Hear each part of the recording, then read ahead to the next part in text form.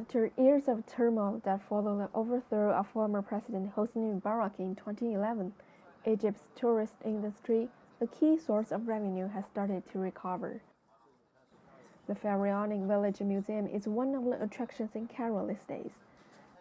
Located just a few miles away from the downtown, the Pharaonic Village is like a time machine taking people back to ancient Egypt. Visitors can feel back to the days of Pharaohs, a time brought to life by groups of actors and actresses, faithful and exact reproductions of buildings, clothing, and lifestyles. The unique exhibits, which cover 5,000-year history of Egypt, are all crafted under the most strict standards. At the Pharaonic Village, visitors can sail on motorized barges down a network of canals and see incredible accuracy of the ancient Egyptian life. The most eye-catching model is a replica of Tutankhamun's tomb, which features copies of the objects when the tomb was discovered.